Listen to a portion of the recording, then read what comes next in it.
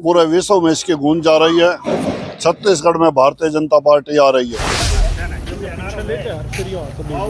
राजस्थान में भारतीय जनता पार्टी का परचम लहरा रहा है। ना हार में ना जीत में, किंचित नहीं भयभीत में। और उस बढ़त के दिखाई दिया कि पहले से ज्यादा सीटें भारतीय जनता पार्टी की आ रही है। ये जो चुनावों के नतीजे हैं, करारा तमाचा है उन लोगों के मुंह पर जो कहते हैं कि मोदी जी का जलवा खत्म हो गया है। कुछों को समझ नहीं आ रहा था, बाकी को अब समझ में आ जाएगा। आ जाएगा। चलिए, मोदी जी का ये करिश्मा है जो आज सबके सिर चढ़ के बोल रहा है। विरोधियों की भूल ही रहती है हमेशा, तभी वो हारते हैं। मेघालय नहीं, 7 सिस्टर नॉर्थ ईस्ट पूरे के अंदर बीजेपी है। और मनोहर लाल निश्चित रूप से हरियाणा में भी यही देखने के कमाल।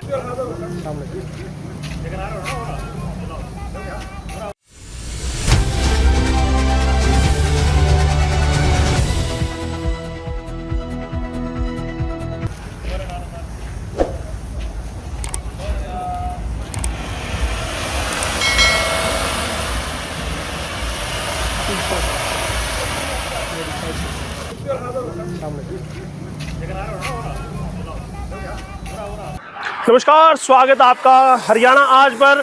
ये पटाखे कहाँ फूट रहे हैं? बीजेपी जहां सरकार बना रही वहां नहीं, ये सफेदो हरियाणा में है। और क्यों हो रहा, कौन कर रहा?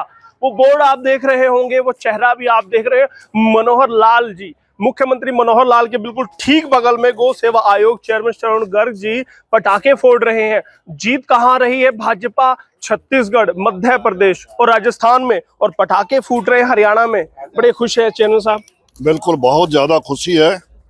पूरे देश के अंदर भारतीय जनता पार्टी का, नरेंद्र मोदी का हिंदुत्व का परचम बड़े जोर शोर से लहरा रहा है। पूरे विश्व में इसकी गूंज जा रही है। छत्तीसगढ़ में भारतीय जनता पार्टी आ रही है जी। और मध्य प्रदेश, राजस्थान में भारतीय जनता पार्टी का परचम लहरा रहा है।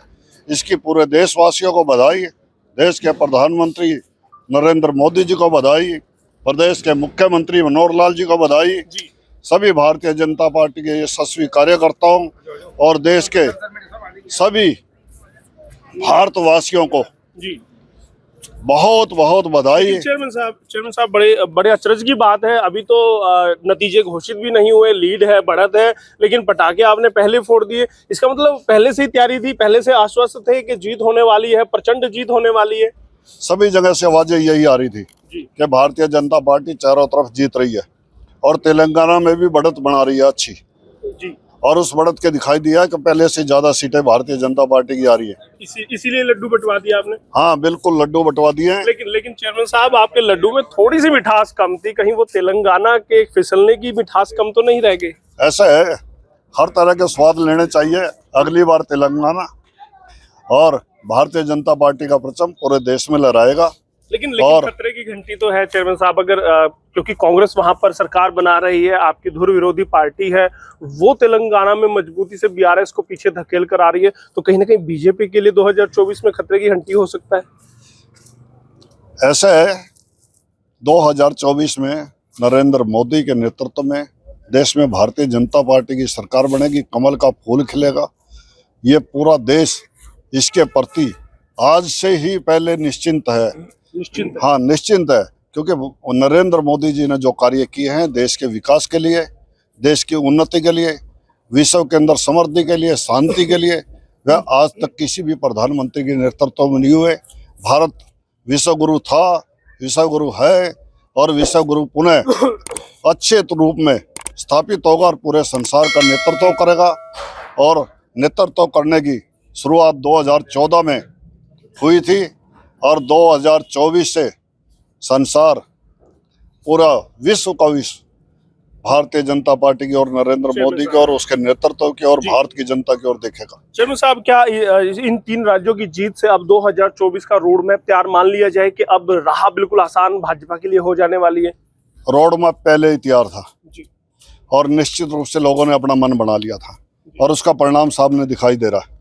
कुछों को समझ नहीं आ रहा था, बाकी को अब समझ में आ सबको जाएगा। आ जाएगा समझ। आ जाएगा। चलिए चलिएगा, मुझे लगता है अब चेयरमैन साहब 2024 के लिए लड्डू और बम पटाखे अभी से ऑर्डर करने वाले हैं।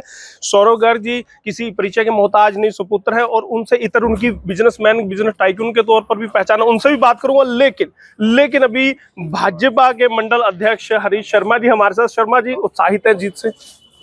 अटल जी की कुछ कविता की पंक्ति मुझे याद आ रही है जी। कि ना हार में ना जीत में, किंचित नहीं भयभीत में।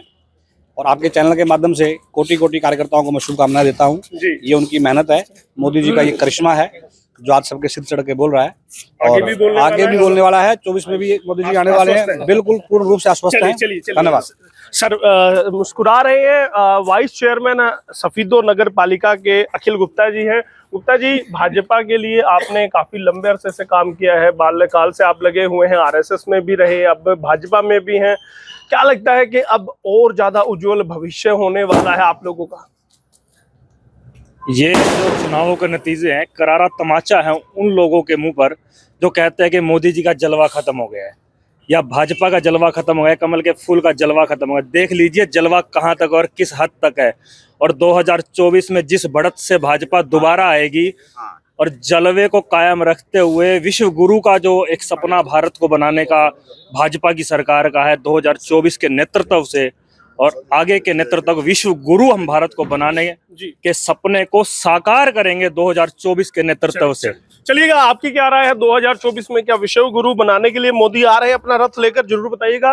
काउंसलर साहब हैं सफीदो से, साहब क्या कहेंगे? आज उत्साहित है, लगातार भाजपा का रथ आगे बढ़ता जा रहा है। बिल्कुल पूरे दिल से उत्साहित है कि भाजपा आज 3 स्टेट्स के अंदर आगे चल रही है और जीत चुकी है।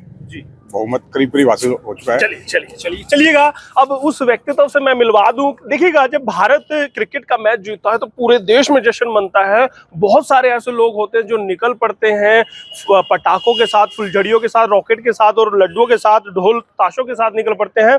वैसे ही हमारे सौरव गर्ग जी हैं। साहब, जब भी बीजेपी कुछ बड़ा करती है, कुछ अच्छा करती है तो आप सामने आ जाते हैं, अदरवाइज तो आप पर्दे के पीछे रहकर ही काम करते हैं। नहीं, ऐसी कोई बात नहीं है। देश की जनता है, एक वोटर है। जब बीजेपी के वोटर हैं, जब पार्टी जीत के आती है या खुशी का माहौल होता है तो खुशी में खुशी मनाते हैं, साथ खुशी मनाते हैं। और खुशी दुगनी हो जाती है जब भाजपा ऐसी प्रचंड बहुमत से सरकार बनाती है राज्यों में, 3 राज्यों में। 2 गुना, कई गुना, आज तो 3 गुना ज्यादा हो रखी है। 3 स्टेट में जीते हैं जी। तो आज तो खुशी बहुत ज्यादा है। मेघालय के लिए क्या लगता है कि मेघालय में किस तरह का, जिस हिसाब से मोदी जी की कार्यशैली चल रही है, मोदी जी के काम पूरे देश अप्रिशिएट कर रहा है, तो ये दिन दूर नहीं, कांग्रेस मुक्त भारत का जो नारा है बीजेपी का, वो सार्थक होगा और मेघालय नहीं, 7 सिस्टर नॉर्थ ईस्ट पूरे के अंदर बीजेपी आए। एक और अफवाह है आपको लेकर। मैं सोचता था कि जब आपसे मिलूंगा तो ऑन कैमरा ही पूछूंगा। मोदी जी दिन रात लगे रहते हैं, उसी तरह डेडिकेट आप भी अपने काम को रहते हैं, क्या उन्हीं से इंस्पायर है आप? बिल्कुल, सभी देशवासी आज के दिन, सभी युवा उन्हीं से इंस्पायर हैं, पूरा विश्व उन्हीं से इंस्पायर है। तो कहीं ना कहीं से एनर्जी मिलती है, उनको देख देख के, बड़ों को देख के सभी सीखते हैं। बहुत बहुत धन्यवाद। देखिएगा, यहाँ पर आप देख सकते हैं उत्साह कितना है। हजारों किलोमीटर, हजारों मील दूर हरियाणा में भी, और ये लड्डू हैं चेयरमैन साहब ने मुझे दिए। बहुत बहुत धन्यवाद चेयरमैन साहब, और बहुत बहुत बधाइयाँ। आपकी पार्टी यूं ही आगे बढ़ती रहे और लड्डू यूं ही मिलते रहे। चलिए यशपाल जी, बहुत बहुत धन्यवाद। और निश्चित रूप से भारतीय जनता पार्टी, कमल का फूल, नरेंद्र मोदी और मनोहर लाल, निश्चित रूप से हरियाणा में भी यही देखेंगे कमाल। लेकिन विरोधी तो कहते हैं हमारी भूल कमल का फूल। क्या उनको क्या कहना चाहेंगे? देखो, विरोधियों की भूल ही रहती है हमेशा, तभी वो हारते हैं। चलिए बहुत बहुत धन्यवाद हरियाणा से बात करने। बहुत बधाई, बहुत धन्यवाद। देखिएगा, लगातार आपको क्या लगता है कि 2024 में ये अजय अश्वमेघ यज्ञ का घोड़ा यूं ही दौड़ता रहेगा और जीत का रथ यूं ही आगे बढ़ता रहेगा और मोदी फिर से प्रधानमंत्री तिबारा बनेंगे? आपकी क्या राय है? यहाँ पर तो अब लड्डू बंटने शुरू हो चुके, क्या आपके इलाके में भी लड्डू बंटने शुरू हो चुके हैं या अभी बन ही रहे हैं? और कांग्रेस के लड्डू को क्या हुआ, कमेंट करके जरूर बताइएगा। बहुत बहुत धन्यवाद। हरियाणा आज के लिए मनीष के साथ यशपाल गंज।